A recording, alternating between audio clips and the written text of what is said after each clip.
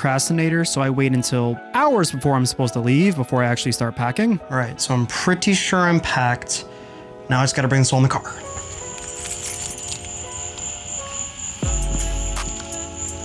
You know, as I'm packing to do all this stuff, I realized I needed my disc golf shoes. So I gave them a little pat because I always like to check for bugs.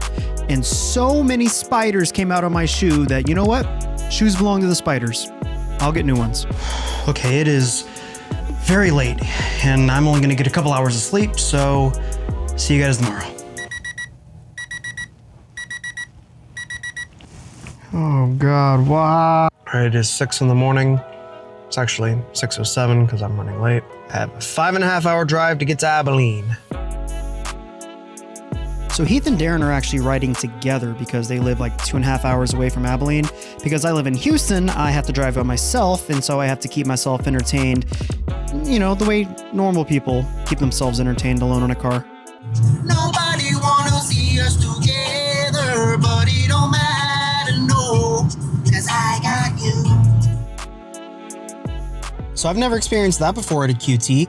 Both bathrooms were under construction. So just no bathrooms at this QT. Still got taquitos though, because, you know, QT. Thank God that Kroger was open and I could use their bathroom. I don't think I was gonna make it this whole time and I was gonna have to end up using my sunflower seed bottle. All right, so I got my spicy chicken taquitos. I got a bottle of water, so I'm not just drinking coffee and Coke Zero. Toward Meadowbrook Lane. I will. And another 2.5 hours to go. Since I've got some time, I figure I can check out the new Wayne album, Carter 6. I have not heard, well, I've heard what you probably heard. I have like an hour and a half left. Let's give it a listen.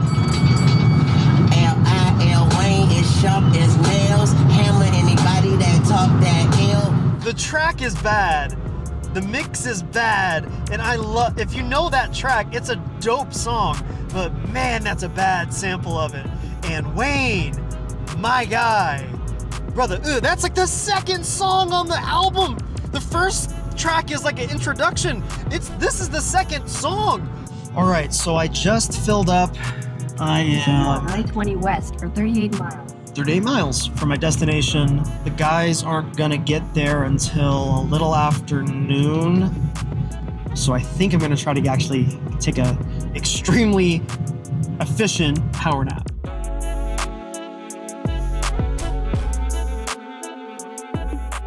All right, so it says I'm here. I see disc golfers. All right, so now I gotta wait for Darren and Heath. So I might be a big dumb idiot and I shouldn't park here. That's the basket, which I kind of overlooked. People are gonna be throwing at that basket from out yonder, and the only thing protecting me is this very not high enough fence. See what I'm gonna do, here's the big brain.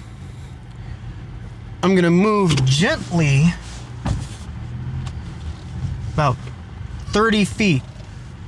And now I'm safe. So the reason we're showing up on Saturday is because this is when we actually get our drone footage. So we're here to get B-roll, our drone shots, and basically get a lay of the land because none of us have been to this course before. I mean, I feel like the drone footage, aside from the wind, will be pretty easy for you in this course. I mean, you're pretty much... It's wide open, yeah. Just gonna find the basket, so... I'm not too worried about that. Yeah. It's a windy one. It's like... That basket is really close to the water. This one, it's like 15 feet or more or less. Yeah, I'm not gonna do anything. You gotta do what you can, man. Yeah, I'm not worried about it, but yeah. Oh, come back, please. Bro, I'm about to get drilled. Press forward.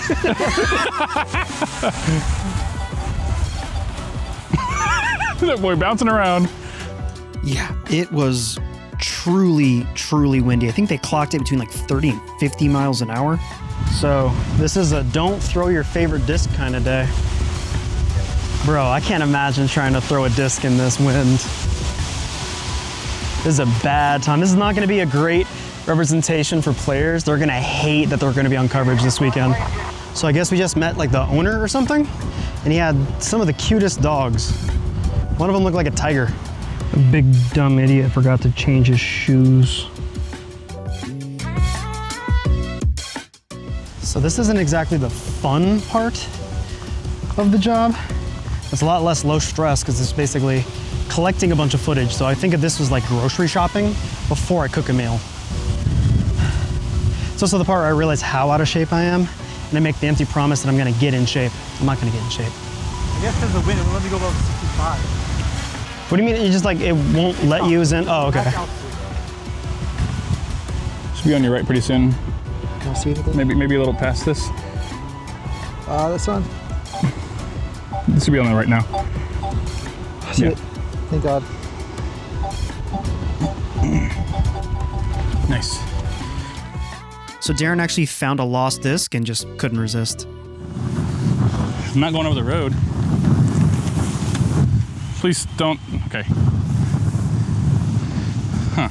Let this demonstrate just how windy it is that day.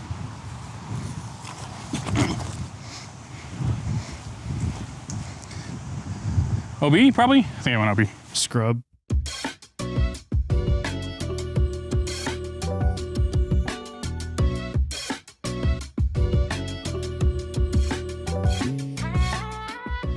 This is mean, man.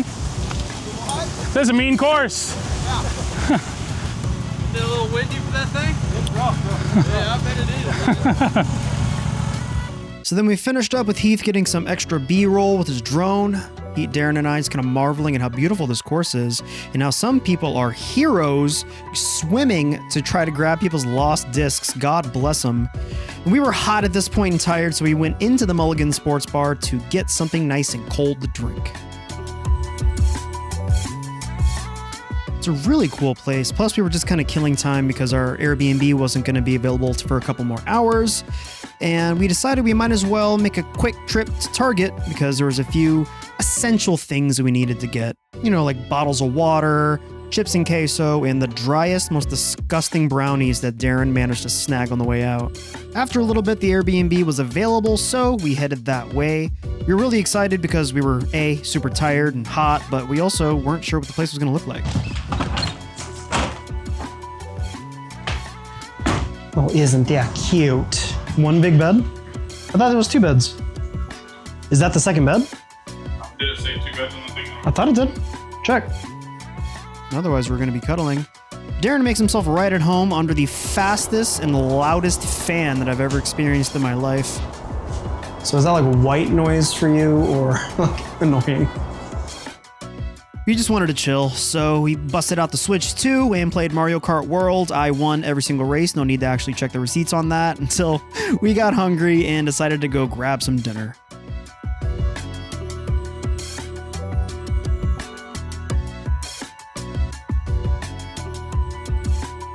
After a lot of deliberating and trying to find somewhere to eat, it was suggested we check out Grain Theory.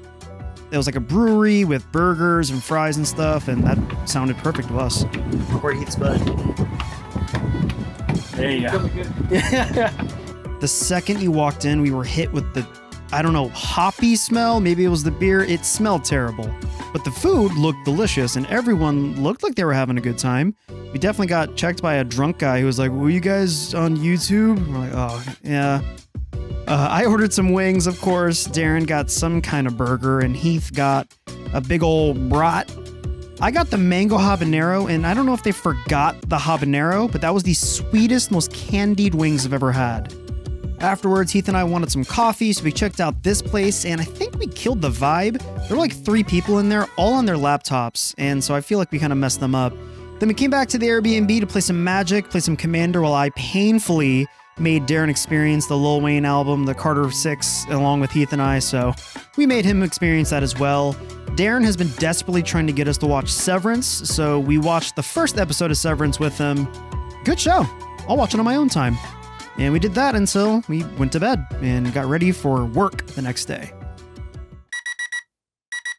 We only reason I'm including this footage is because you can actually see the moment I quit trying to fold this fitted sheet. Screw fitted sheets, screw folding them, we should just universally agree to roll them into balls.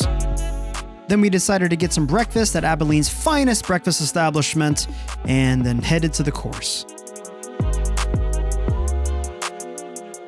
Have you ever had to follow your friend's car and then partway through your journey you have a mini freak out of what if I accidentally lost my friend and I've been following / giving a panic attack to some random person? I'm doing that right now. Then after our breakfast, I got the camera equipment together, which luckily I was very prepared. Oh crap, I gotta put SD cards in it real quick.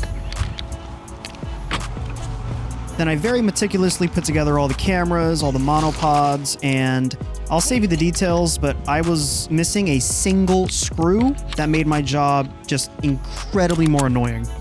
Yeah. Will this be on YouTube? Yeah. Where do y'all post it on? Player4 Productions. Okay. Yeah. Branding. Boom, another subscriber, baby. After I build the cameras, Darren goes and records the bag of all the lead card players and does a pre-round interview. So what's your opinion of like playing in the wind like this? Do you feel like it fits your game, or does it think it's like do you feel comfortable in the wind? No, I'm actually one of the worst in the wind. I'm not gonna lie, so I don't know how this happened, and I got lucky, I guess. Favorite Jack Black movie? I'm sorry, bro. Not familiar with Jack Black? I'm not familiar with movies. When I was younger, I didn't watch movies. Okay, Then we just get the extra B-roll that we can get, and we wait for our lead card to tee off.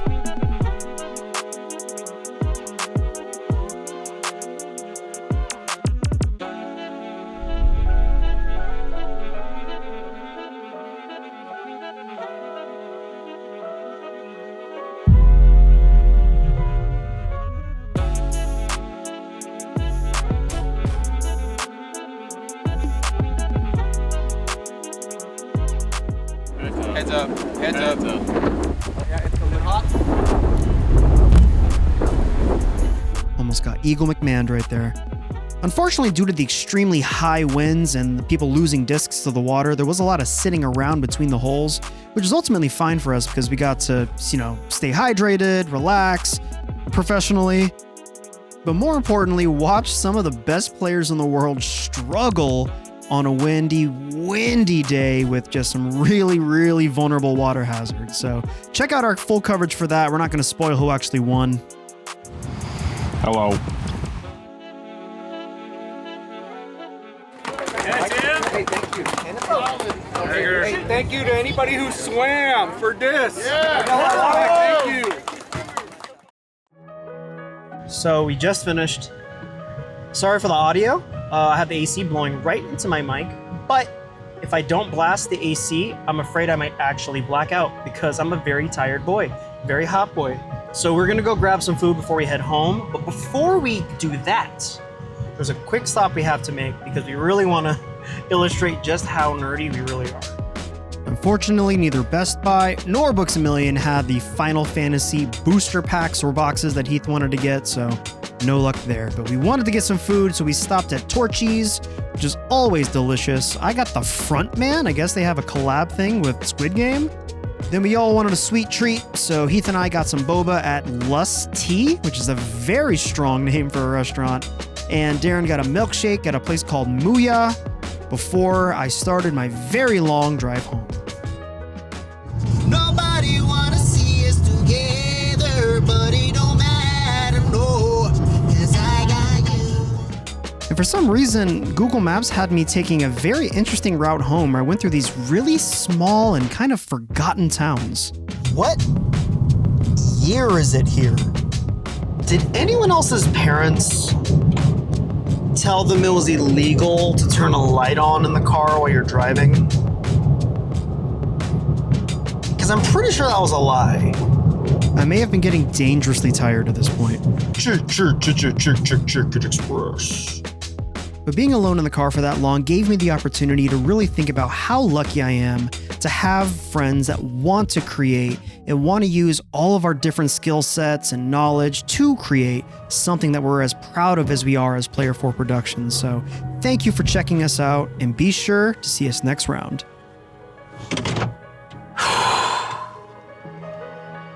Made it home safe.